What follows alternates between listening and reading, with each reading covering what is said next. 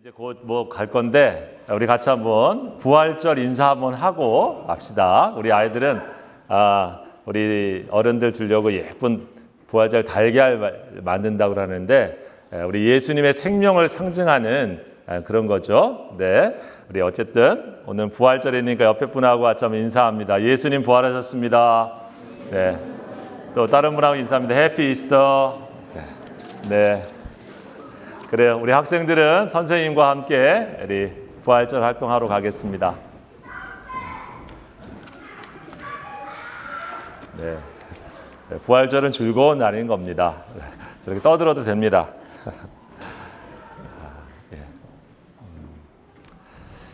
여러분, 사실 부활절 설교는 사실 좀 어렵습니다. 왜냐하면은 해마다 돌아오잖아요. 그래서 교회를 한 20년 다니신 분은 뭐 한 20번 또 들으시고, 그래서 어떤 목사님이 이번에 새로운 주제를 가지고 설교를 해야 되겠다 해가지고 준비를 딱 해서 설교를 잘 마치고 딱 이제 끝나고 성도님들이 인사하시는데 우리 집사님께서 이렇게 인사하시면서 목사님 5년 전에도 요 본문 가지고 하셨는데 오늘이 더 은혜스럽습니다 라고 또 갑니다.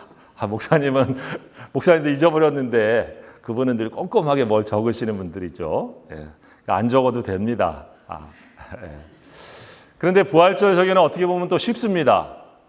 왜냐하면 부활을 같이 축하하고 또 부활의 은혜를 같이 우리 마음속에 새기고 그 부활하신 예수님을 함께 영광 돌리면서 예배하면 되는 것이거든요.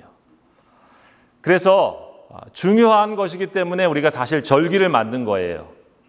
같은 내용이지만 잊지 말아야 되고 우리 신앙의 핵심이기 때문에 늘 다시 한번 기억하고 다시 한번 그것이 우리 체화되듯이 우리 몸에 딱 맞는 옷처럼 만들어듯이 우리가 콕 찌르면 부활, 예수님 부활하셨지, 언제든지 나올 만큼 우리 속에 꽉 예수님의 부활의 능력, 부활하신 주님의 생명 그걸 꽉꽉 채워라. 그렇게 반복하라는 거죠. 그래서 이 부활절이 있는 겁니다. 맛있는 음식도 먹고 또 축하하는 여러 가지 순서도 만들지만 예수님을 주인공으로 삼아서 함께 부활의 기쁨에 참여하는 것, 그것이 이 부활절 예배인 줄 믿습니다. 여러분, 우리 옛날 우리 한국 땅에도 이 처음 예수님을 소개되어지고 복음이 소개되어졌었던 때, 그때가 언제입니까? 1885년 4월 5일 이 부활절 아침에 한국에 처음으로 복음을 전하러 오신 선교사님들, 언더우드 선교사, 아펜젤리아 선교사가 우리 한국 땅에 돌아오는 때도 바로 이 부활절 아침이었어요. 인천 제물포항에 들어오면서 그들은 우리 조선이라고 하는 당시에 우리 한국을 향해서 그런 기도를 드렸죠. 하나님, 저 어둠에 속해 있고 그리고 죄악에 묶여 있는 이 조선 땅에 하나님께서 이 부활의 능력과 같이 그들의 모든 결박을 풀어주시고 그들이 하나님의 자녀가 되어지고 빛의 자녀가 되어지고 하나님 구원받는 백성이 되게 해달라고 기도했습니다. 여러분, 저도 똑같은 마음으로 오늘 우리 성도들을 축복하고 싶습니다. 부활절이 어떤 날입니까? 우리 자신의 삶 속에 우리를 묶고 있는 쇠사슬과 같이 보이지 않는 모든 결박들을 주님께서 풀어주시고 자유케 하시고 회복하시는 승리의 날입니다. 오늘 우리 성도들이 그와 같은 은혜가 이 예배를 통하여 있기를 주의 이름으로 축복합니다. 여러분, 베드로 사도가 성령에 충만해서 오순절에 많은 사람들에게 설교를 했습니다. 그 설교의 핵심은 다름 아닌 예수님의 십자가의 죽음과 부활이었습니다. 사도행전 2장 22절 24절에 보게 되어지면 베드로는 성령에 충만해서 이렇게 설교합니다. 그가 예수님께서 하나님께서 정하신 뜻과 미리 아신 대로 내어준 바 되었거늘 너희가 법 없는 자들의 손을 빌려 못 박아 죽었으나 하나님께서 그를 사망의 고통에서 풀어 살리셨으니 이는 그가 사망에 매여 있을 수 없었습니다. 이 예수를 하나님이 살리신지라 우리가 다 이 일에 증인이로다. 아멘. 베드로 사도가 외친 것도 마찬가지입니다. 하나님께서 이 사망의 고통에서 예수님께서 그를 풀고 예수님을 일으키시고 사망에 매여 있지 않게 하시고 다시 살리신 것, 그것을 우리가 다시 한번 증언하고 증거하는 부활의 증인들이 바로 우리 크리스찬들이다 라고 말하고 있는 것이죠.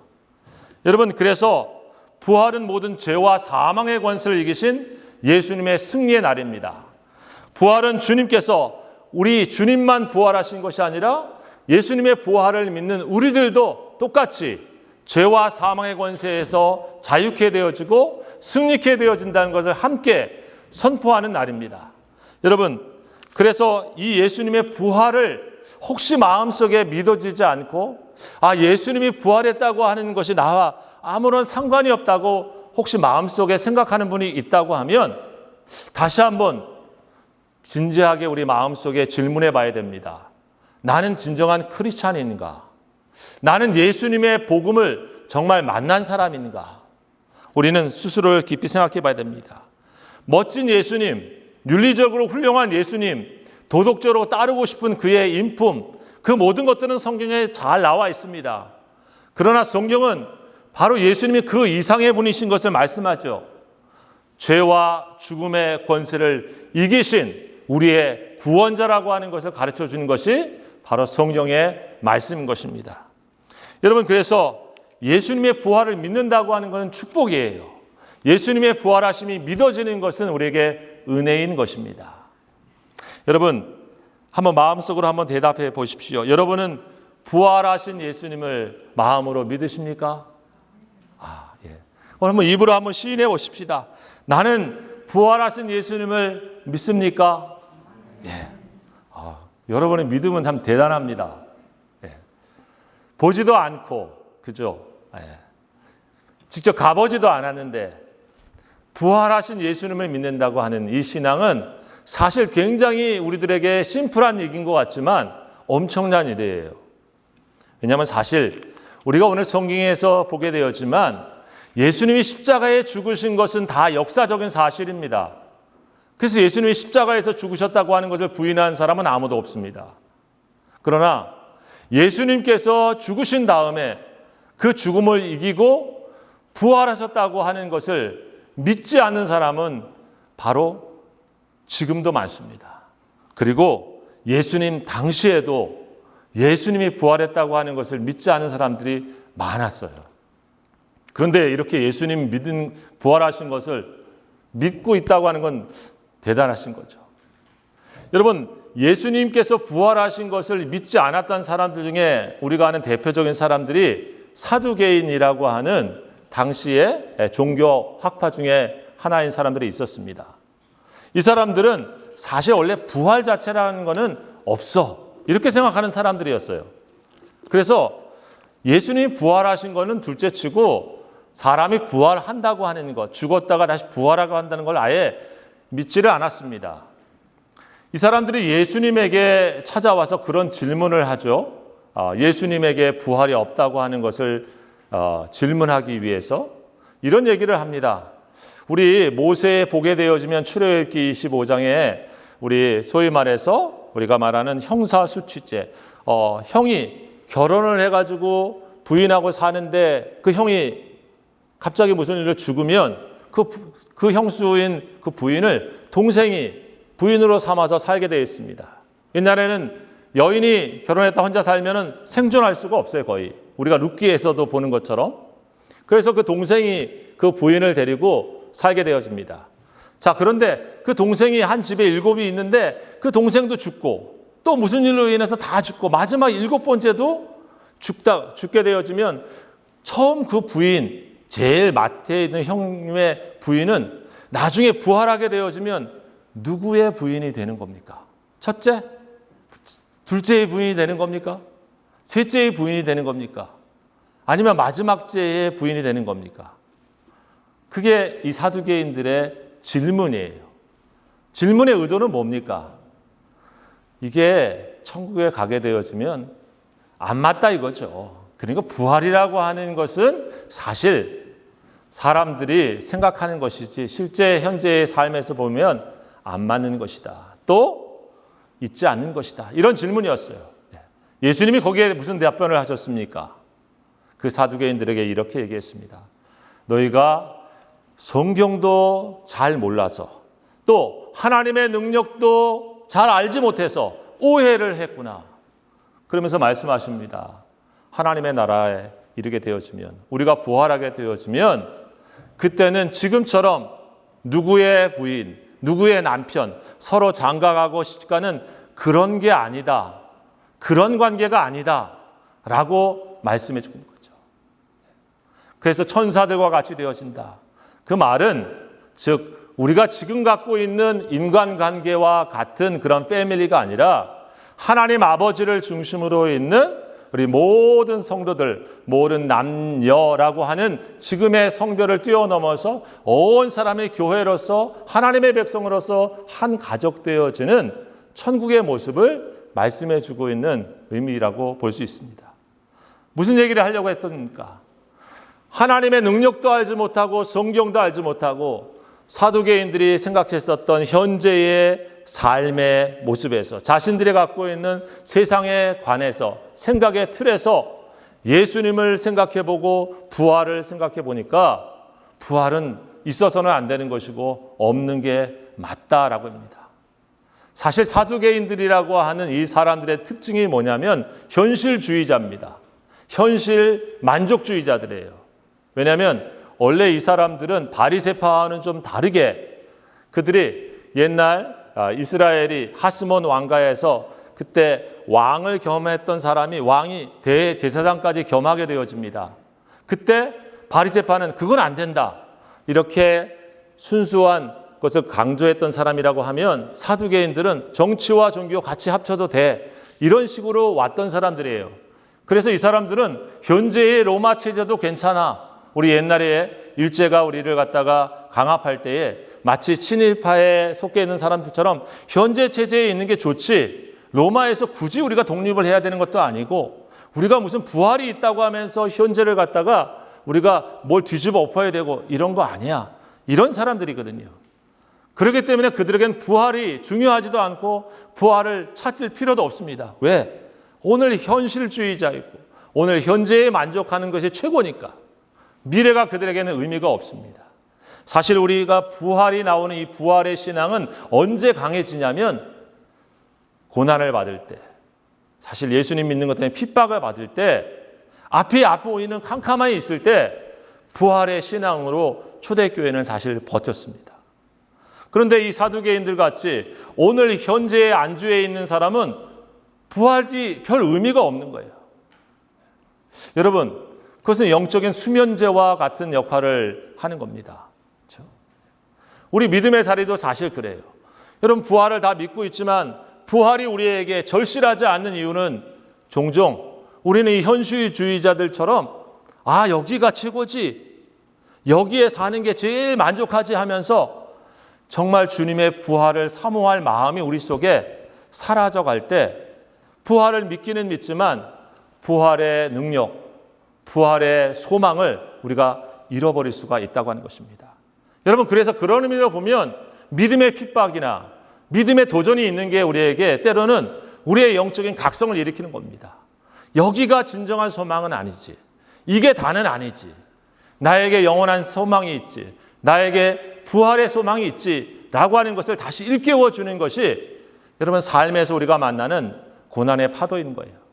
그래서 종종 그런 일을 만날 때 왜 이런 일이 나에게 있나라고 생각하지 마시고 그 기회를 통해서 우리가 영적인 다시 리프레시하도록 우리 영적인 각성이 일어날 수 있도록 신앙의 본질을 우리가 다시 집중하는 것이 필요한 것입니다. 여러분 오늘 그런데 사두개인들만 이 부활이 없다 이렇게 생각한 것이 아니고요. 실제로 예수님을 부활했었던 그 시대에 예수님의 무덤가에 갔었던 사람들은 예수님이 부활한 것이 잘 믿겨지지 않았습니다. 그렇죠? 여러분들은 바로 믿는 것은 엄청난 믿음이에요. 오늘 그게 성경에 그대로 나와 있는 내용입니다. 여러분 예수님이 죽으신 다음에 부활의 장소에 그 무덤가에 처음 간 사람들이 누굽니까? 남자 혹은 여자? 여자. 그죠? 여자가 가져갔어. 그리고 그 이름 중에 누가 아는 사람이 누굽니까? 오늘 성경에 나와 있는 것이 막달라 마리아. 다른 여인들도 같습니다. 예수님이 금요일 날에 십자가에서 달려 죽으셨기 때문에 그때 예수님의 죽으심을 보고 아리마대 요셉이라고 하는 부자가 예수님의 시신을 갖다가 요청해서 세마포에 싸가지고 무덤에 안치하게 되어집니다. 자, 그때 니고데모라고 하는 우리가 아는 그런 분도 향품을 준비해가지고 성경에 보게 되어지면 같이 갔는데, 예수님께서 우리가 아는 것처럼 어떻습니까? 사실 우리가 아는 예정된 장례를 준비해가지고 돌아가시는 그런 경우도 있지만, 예수님의 십자가의 사건은 사실은 갑작스러운 일이고 그 젊은 나이에 원해서 어떤 지병으로 이렇게 돌아가는 자연적인 상황이 아니었기 때문에 장례를 충분히 준비할 만한 시간도 없었다고 볼 수 있어요. 그래서 예수님의 어떤 12 제자나 가까웠던 사람들이 예수님의 장례를 준비한 게 아니고 아리마대 요셉이라고 하는 사람이 해서 무덤에 앉혀놨던 겁니다.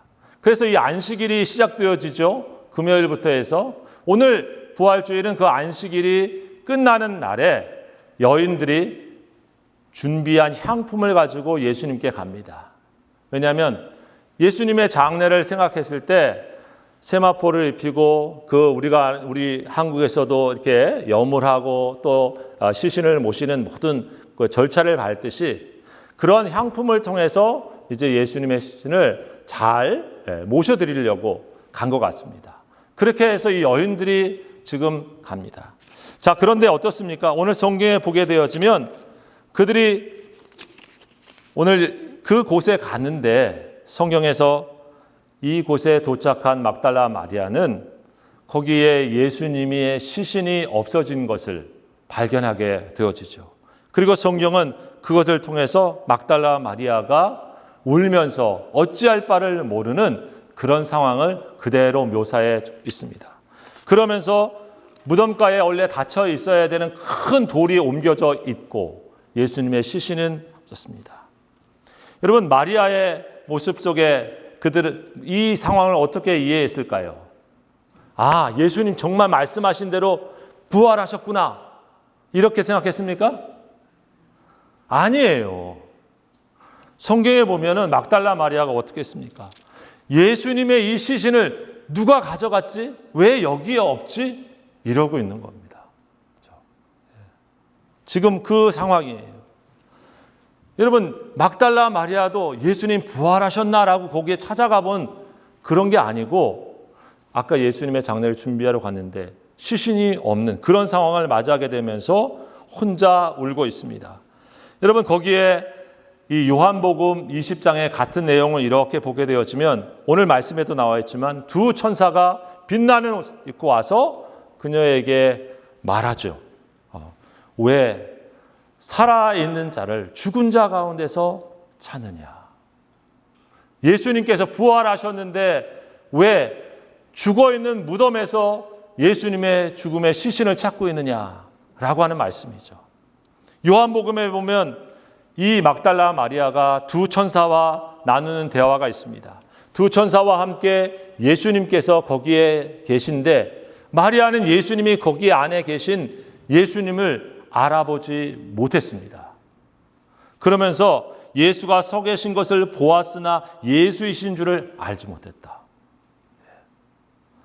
그리고 뭐라고 생각했냐면 그 예수님을 동산을 지키는 키퍼, 지키는 사람, 그 무덤가의 동산을 지키는 동산지기인 줄 알았어요. 그러면서 말을 합니다. 그 동산지기에게 주여, 당신이 옮겼거든, 예수님의 시신을 다른 데로 옮겼거든 어디 두었는지 내게 이르소서. 그리하면 내가 가져가리이다. 여러분, 이것이 막달라 마리아의 얘기였습니다.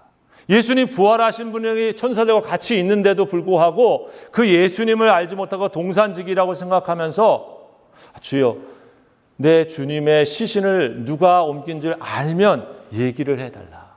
내가 가져가겠다 하면서 장례를 치를 그 얘기를 하고 있는 겁니다. 여러분, 놀라운 이야기죠. 성경에 이 이야기를 그대로 쓰고 있는 것이 또 더 놀랍습니다.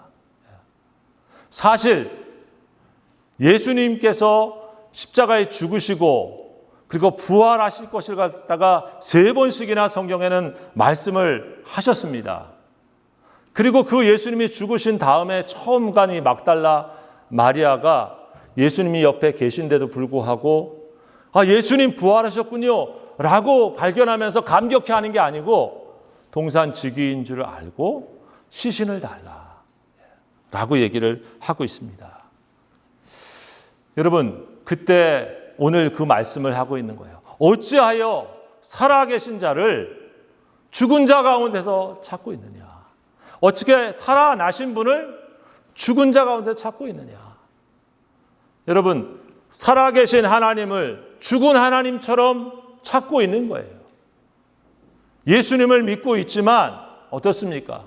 그분이 죽은 것처럼 그 무덤에 있어야 되는 시신으로 찾고 있는 것이지 부활해서 승리하고 살아나신 살아있는 하나님으로 찾고 있지를 못하는 거예요. 여러분, 우리 부활의 신앙에 우리의 도전이 늘 여기에 있습니다.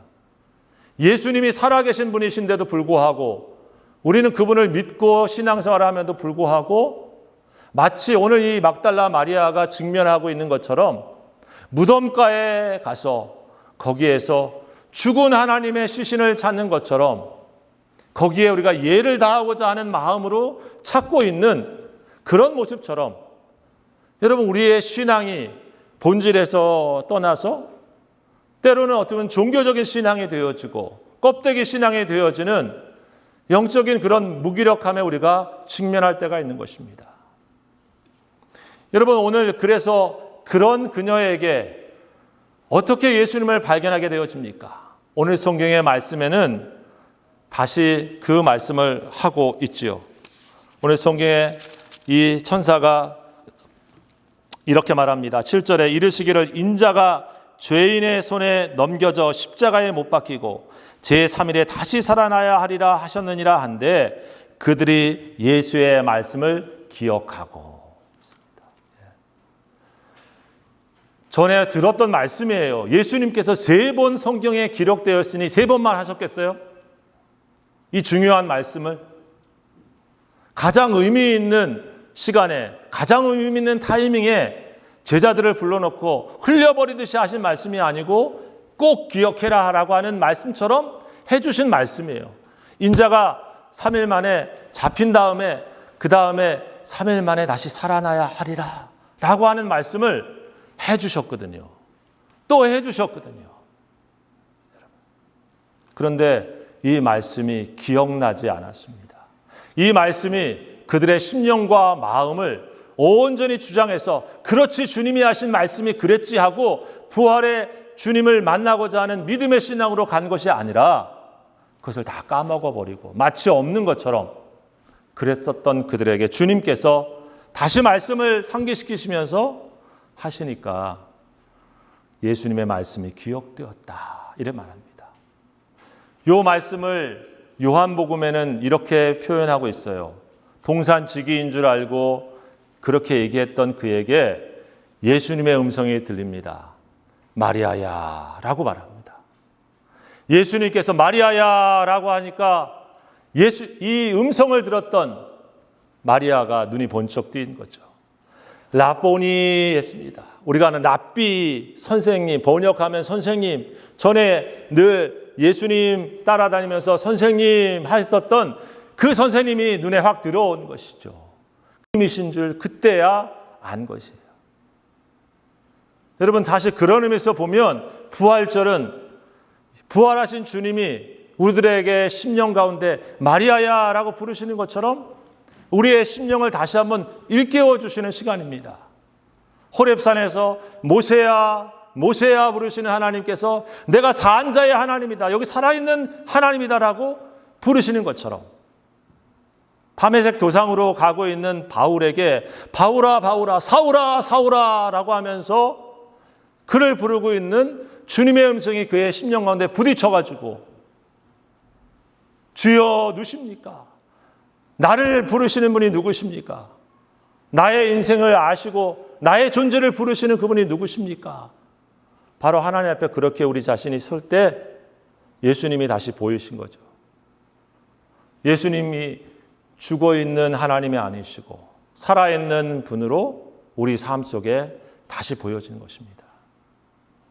여러분, 우리는 막달라 마리아처럼 지금 무덤가에 가지는 않지만 무덤이 의미하는 것처럼 우리 삶에는 늘 죽음의 환경과 죽음의 문제와 죽음의 장애물과 같은 것들을 우리는 가지 않습니까? 무덤이라고 하는 것이 상징하듯이 늘 어둠과 죽음이 지배하는 곳들이 무덤가입니다. 그런데 거기에서 뭘 찾아야 되겠습니까? 여러분, 홍해와 같은 가장 큰 인생의 큰 장애물, 내가 건널 수 없는 그런 무덤가에 다다르면 어떻게 해야 됩니까? 울면서 두려워하면서 어찌 이걸 건너가라고 여기까지 나를 움직였나라고 불평하면서 시간을 보낼 때 하나님 말씀하시죠. 잠잠히 있으라. 두려워하지 말아라. 오늘날 너희를 위하여 행하시는 하나님의 구원을 봐라.